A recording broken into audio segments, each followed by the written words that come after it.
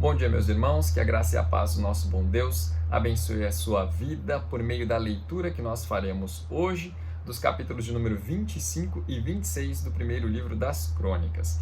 Ontem nós também fizemos a leitura de 2 capítulos. Isso porque o contexto desses capítulos é aquela ocasião festiva, aquela solenidade na qual o rei Davi faz a coroação do seu filho Salomão.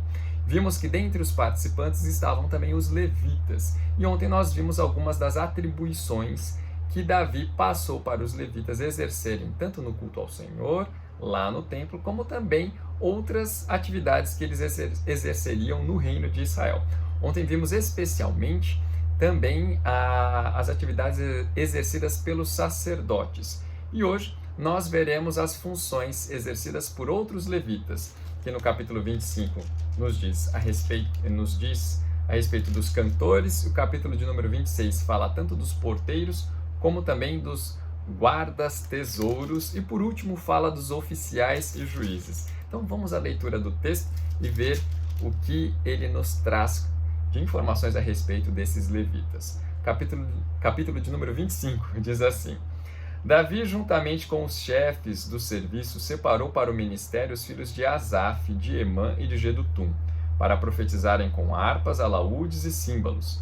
O rol dos encarregados neste ministério foi: dos filhos de Asaf, Zacur, José, Netanias e Azarela, filho de Asaf, sob a direção deste, que exercia o seu ministério debaixo das ordens do rei.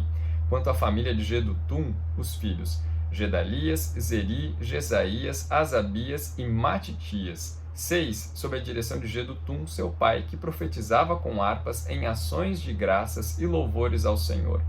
Quanto à família de Emã, os filhos Buquias, Matanias, Uziel, Sebuel, Jerimote, Ananias, Anani, Eliata, Gidalti, Romanti-Ezer, Josbecasa, Maloti, Otir e Maaziote. Todos estes foram filhos de Emã, o vidente do rei, cujo poder Deus exaltou segundo as suas promessas, dando-lhe 14 filhos e 3 filhas.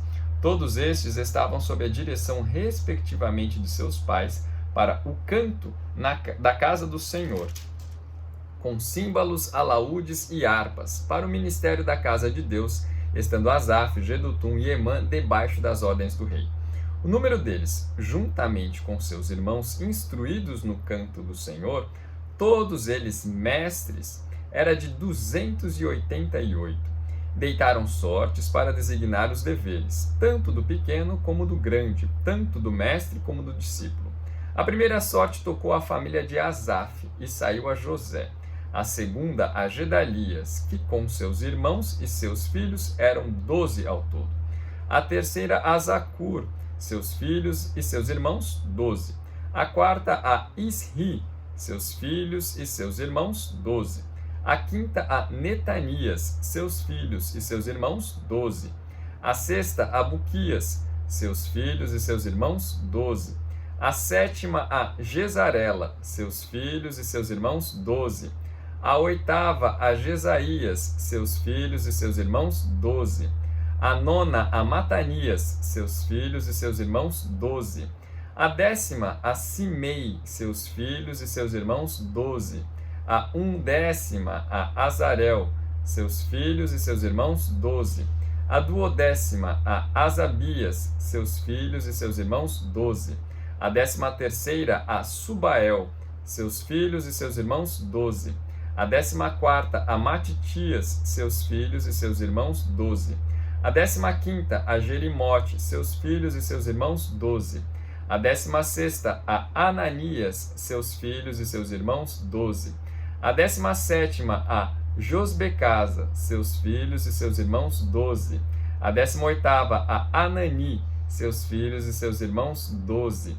A 19ª a Maloti, seus filhos e seus irmãos, 12. A 20ª a Eliata, seus filhos e seus irmãos, 12. A 21ª a Otir, seus filhos e seus irmãos, 12. A 22ª a Gidalti, seus filhos e seus irmãos, 12. A 23ª a Maaziote, seus filhos e seus irmãos, 12. A 24ª a Romanti-Ezer, seus filhos e seus irmãos, 12. Quanto aos turnos dos porteiros, dos coreitas, Meselemias, filho de Coré, dos filhos de Asaf. Os filhos de Meselemias, Zacarias, o primogênito, Gediael, o segundo, Zebadias, o terceiro, Jatiniel, o quarto, Elão, o quinto, Joanã, o sexto, Elioenai, o sétimo. Os filhos de Obed-edom, Semaías, o primogênito, Jeozabade, o segundo, Joá, o terceiro, Sacar, o quarto, Natanael, o quinto, Amiel, o sexto, Issacar, o sétimo, Peuletai, o oitavo, porque Deus o tinha abençoado. Também a seu filho Semaías nasceram filhos, que dominaram sobre a casa de seu pai, porque foram homens valentes. Os filhos de Semaías, Otni, Rafael, Obed e Euzabade, cujos irmãos Eliú e Semaquias eram homens valentes. Todos estes foram dos filhos de Obed-edom. Eles, seus filhos e seus irmãos, homens capazes e robustos para o serviço, ao todo 62. Os filhos e os irmãos de Meselemias, homens valentes, foram 18. De Oza, dos filhos de Merari, foram filhos Sinri, a quem o pai constituiu chefe, ainda que não era o primogênito, Ilquias, o segundo, Tebalias, o terceiro, Zacarias, o quarto. Todos os filhos e irmãos de Oza foram 13. A estes turnos dos porteiros, isto é, a seus chefes, foi entregue a guarda para servirem, como seus irmãos na casa do Senhor. Para cada porta deitaram sortes, para designar os deveres tanto dos pequenos como dos grandes, segundo as suas famílias. A guarda do lado do oriente caiu por sorte a Selemias. Depois lançaram sorte sobre seu filho Zacarias, conselheiro prudente, e lhe saiu a guarda do lado do norte. A Obed-edom e do lado do sul, e a seus filhos, a da casa de depósitos, a Supim e Oza, a do ocidente junto à porta de Salequete, na estrada que sobe, guarda correspondendo uns aos outros. Ao oriente estavam de guarda 6 levitas, ao norte 4 por dia, ao sul 4 por dia, e para a casa de depósitos 2 num lugar e 2 no outro. No átrio ao ocidente, 4 junto ao caminho, 2 junto ao átrio. São esses os turnos dos porteiros, dos filhos dos coreitas e dos filhos de Merari. Dos levitas, seus irmãos, que tinham o encargo dos tesouros da casa de Deus e dos tesouros das coisas consagradas. Os filhos de Ladã, descendentes dos Gersonitas, pertencentes a Ladã e chefes das famílias, desde da família de Gerson, Jeieli, os filhos de Jeieli, Zetã e Joel, seu irmão. Estavam estes a cargo dos tesouros da casa do Senhor, dos Anramitas, dos Izaritas, dos Hebronitas, dos Uzielitas. Sebuel, filho de Gerson, filho de Moisés, era oficial encarregado dos tesouros. Seus irmãos, de Eliezer foi filho Reabias, de quem foi filho Jesaías, de quem foi filho Jorão, de quem foi filho Zicri, de quem foi filho Selomite. Este Selomite e seus irmãos tinham a seu cargo todos os tesouros das coisas consagradas que o rei Davi e os chefes das famílias, capitães de milhares e de centenas e capitães do exército tinham dedicado. Dos despojos das guerras, as dedicaram para a conservação da casa do Senhor. Como também tudo quanto havia dedicado Samuel, o vidente, e Saul, filho de Quis, e Abner, filho de Ner, e Joabe, filho de Zeruia. Tudo quanto qualquer pessoa havia dedicado estava sob os cuidados de Selomite e seus irmãos. Dos Izaritas, Kenanias e seus filhos foram postos sobre Israel para oficiais e juízes dos negócios externos. Dos Hebronitas foram Asabias e seus irmãos, homens valentes, 1.700, que superintendiam Israel além do Jordão para o ocidente, em todo o serviço do Senhor e interesses do rei. Dos Hebronitas, Gerias era o chefe. Quanto aos Hebronitas, suas genealogias e famílias, se fizeram investigações no 40º ano do reinado de Davi, e se acharam entre eles homens valentes em Jazer de Gileade. Seus irmãos, homens valentes, 2.700, chefes das famílias. E o rei Davi os constituiu sobre os Rubenitas, os Gaditas e a meia tribo dos Manassitas, para todos os negócios de Deus e para todos os negócios do rei. Olha a leitura longa de hoje, não é? Mas olha só, eu disse a vocês que estas são as pessoas que estavam relacionadas tanto na solenidade, como também aquelas que já deveriam prestar serviços no templo, no culto ao Senhor. No capítulo de número 25, nós vemos que o autor, o cronista, elencou aqueles que eram os cantores dentro do templo, no culto dedicado a Deus, e até mesmo quando não havia culto, havia sempre alguém cantando, e não eram poucas pessoas, era um bom número de pessoas que cantava.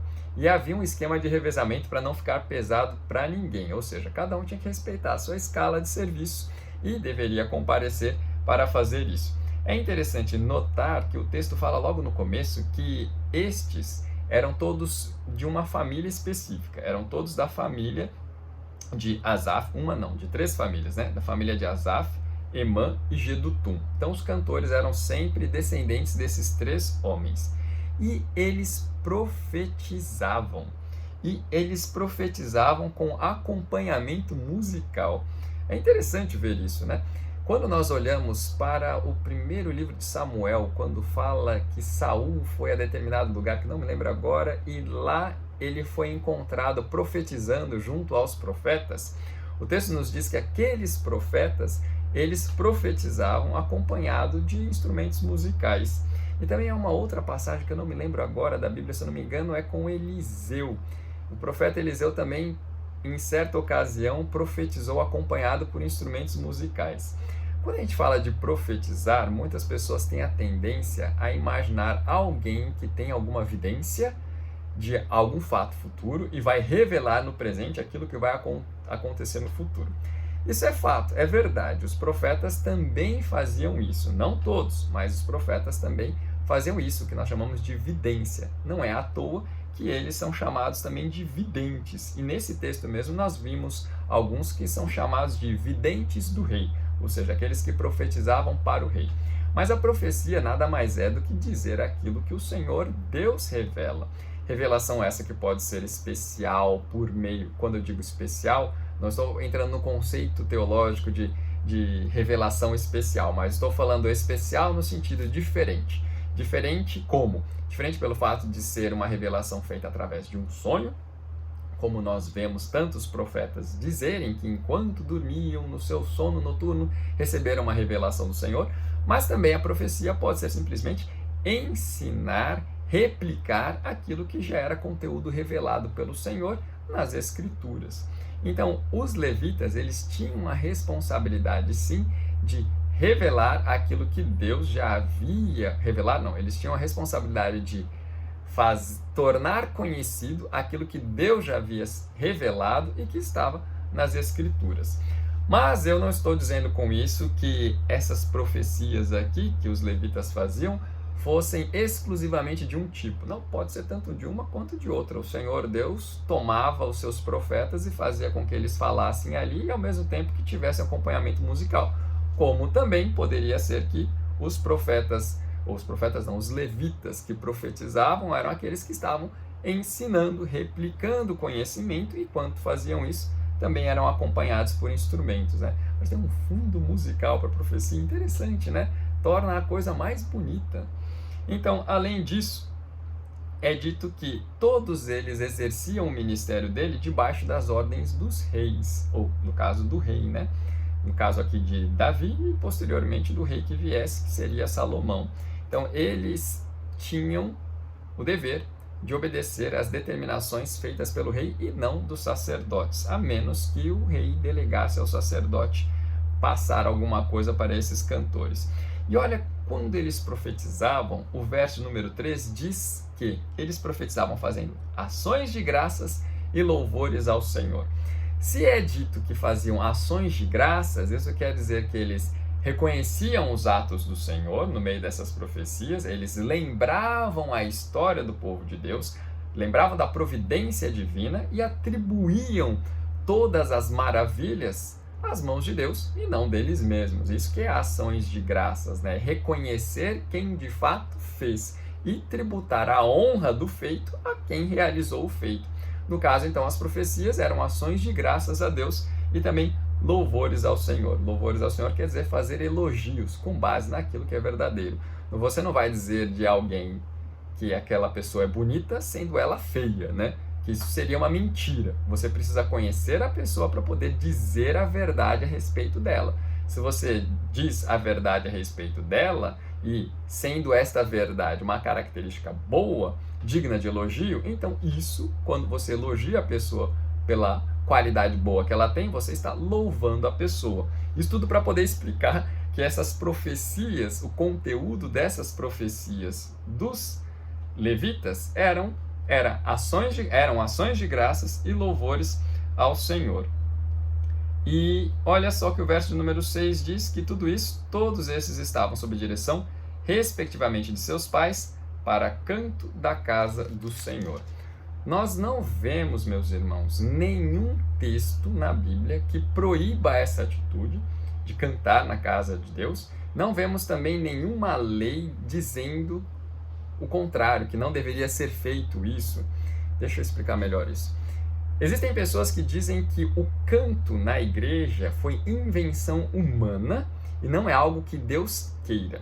Mas, apesar de ser, pelas Escrituras, comprovado que não houve uma lei divina determinando o canto, não quer dizer que isso seja algo proibido, não quer dizer que seja algo contra a vontade de Deus. Muito pelo contrário, que nós vemos aqui que tudo foi feito para louvor, honra e glória do Senhor Deus. Então, não é algo proibido, pelo contrário, é algo bem-vindo, aceito pelo próprio Senhor. Não houve repreensão da parte de Deus, não houve um profeta enviado por Deus dizendo: Davi, você não pode fazer esse tipo de coisa. Muito pelo contrário, nós vemos a Bíblia repleta de cantos, desde o Antigo até o Novo Testamento, cantos entoados em louvores a Deus. E o livro de Apocalipse é recheado de cantos. Os evangelhos também são recheados de cantos, de música, isso tudo provando que é mais uma maneira pela qual nós temos também de prestar louvores ao nosso Senhor e Rei. Depois, a continuação do capítulo de número 25, nós vemos a lista de todos aqueles que trabalhavam no canto. E vemos que há pelo menos 24 turmas distintas. Esse número 24 também aparece lá nos turnos dos sacerdotes. Havia 24 turmas também responsáveis, cada uma com a sua escala. Isso quer dizer que todo o trabalho exercido pelos sacerdotes também era acompanhado por canto. Toda oferta e sacrifício também era acompanhada por gente que cantava louvores em ações de graças também ao Senhor Deus. E como eu disse anteriormente, isso não deixava pesado para ninguém, porque essa escala de trabalho permitia que a pessoa trabalhasse no templo, depois, terminado o seu turno, fizesse outras demais coisas na sua vida e depois de determinado tempo, retornasse ao templo. Lembra lá no Evangelho de Lucas, que fala de um sacerdote, que era Zacarias, e que ele também, no seu turno de trabalho, teve a visão de um anjo. Então, quando está falando do seu turno, que ele era de uma dessas famílias dos sacerdotes que nós vimos no capítulo de número 24, e que, quando chegou o dia dele trabalhar, ele então teve aquela visão. Mas voltando ao primeiro livro das Crônicas, o capítulo de número 26 fala dos porteiros. E quando fala de porteiro, a gente sempre pensa de uma pessoa que está parada à porta de algum lugar. Mas os porteiros não ficam simplesmente parados. Os porteiros, eles têm muitas responsabilidades. O texto aqui nos traz muitas famílias específicas. Dentre uma delas está a família de Obed-Edom, que eu quero destacar. Você já ouviu falar este nome, já conhece esta família, porque alguns capítulos anteriores nós falamos a respeito dele. Lembram-se que quando Davi tentou levar a arca para Jerusalém pela primeira vez, foi difícil e ele não conseguiu, porque teve aquela questão dos bois tropeçarem, a arca escorregar e Uzá encostou na arca para a arca não cair, e aí Uzá morreu. E a arca não foi para Jerusalém, mas ficou na casa de um homem. E aquele homem foi muito abençoado por Deus, prosperou bastante. Quem era este homem? Este homem era Obed-Edom. Você deve ver lá, se não me engano, no capítulo 13 da Bíblia. Estou olhando a minha cola, tá? Então, Obed-Edom foi muito abençoado, e o texto diz aqui pra gente no verso número 5, fala, porque Deus o tinha abençoado. E o cronista coloca a bênção do Senhor, o fato dele ter tido muitos filhos. Então, continuando, esta é uma das famílias, dentre essas famílias havia outras famílias também, e olha o que diz o verso número 12. A estes turnos dos porteiros, isto é, a seus chefes, foi entregue a guarda para servirem como seus irmãos na casa do Senhor. Então, uma das responsabilidades era guardar a entrada das pessoas no templo e em determinados locais dentro do templo. Vocês sabem que tinha lá o pátio, tem o átrio, tem o lugar santo e o santo dos santos. Então, cada um desses lugares tinha uma limitação, uma restrição de entrada. Tanto é que no Santo dos Santos ninguém entrava, era só o sumo sacerdote que entrava uma vez ao ano. No lugar santo eram somente os sacerdotes que entravam, nem todos os sacerdotes entravam. E todos os sacrifícios eram feitos pelos próprios sacerdotes com o auxílio de alguns dos levitas. Então era necessário, sim, era necessária a presença, sim, de porteiros ali para restringir o acesso. Mas não era só isso que eles faziam, né? O texto nos diz também, a partir do verso 20, que dentre estes havia aqueles que tinham o encargo dos tesouros da casa de Deus e dos tesouros das coisas consagradas. Isso quer dizer, tinha também aquele que era o almoxarife, aquele que controlava todo o dinheiro que foi arrecadado para a manutenção do templo, como também havia aqueles que eram responsáveis por zelar pelas coisas que eram consagradas a Deus. Os versos 26, 27 e 28 fala que tanto Davi como os capitães dos exércitos de Israel, como também Samuel, Saul, Joabe, eles conseguiram despojos, ou seja, em batalhas, eles conseguiram pegar produtos que eu quero dizer não, itens valiosos de outros povos, e esses comandantes não ficaram com esses despojos para si, mas consagraram a Deus e deixaram no templo. Eram coisas de altíssimo valor, eram coisas de ouro, de prata, de pedras preciosas, então elas ficavam guardadas no templo, e quem guardava todas essas coisas era um levita chamado Selomite. Ele e seus irmãos eram os responsáveis por isso. E por último, nós vemos que dos versos 29 a 32, o cronista nos apresenta que os levitas faziam também outras coisas. Eu preciso lembrar que os porteiros faziam um monte de outra coisa. Eles faziam os pães, eles organizavam os móveis, eles, além de restringir os acessos, também faziam as fórmulas das essências do incenso. Era muita coisa que eles faziam. Tinham essa função geral de porteiro, mas além disso, dentro da sua função, tinham muitas atribuições, muitas tarefas. E como eu disse no final, entre os versos 29 e 32 do capítulo 26, também vemos que os levitas eles eram consagrados para outros serviços fora da casa de Deus, fora do templo. Eles eram colocados em todo o território de Israel para exercerem a função de oficiais do Estado, né, do reino, e também juízes dos negócios externos, ou seja, questões civis, questões que não eram religiosas, eram decididas por juízes, e esses juízes eram levitas. E diz o texto aí pra gente que Davi fez uma divisão. Lembra que o reino de Israel nessa época era dividido principalmente pelo Rio Jordão. De um lado do Rio Jordão havia 2,5 tribos, do outro lado havia o restante das outras tribos, né? E o acesso de um lado para o outro era difícil. Então, Davi nomeou alguns oficiais, funcionários públicos, dentre os levitas, que já serviam especificamente na banda oriental do Rio Jordão, e outro grupo que servia já na banda ocidental do Rio Jordão. E tanto o verso de número 30 quanto o 32 falam em todo o serviço do Senhor e interesses do rei. E lá no 32 diz, para todos os negócios de Deus e para todos os negócios do rei.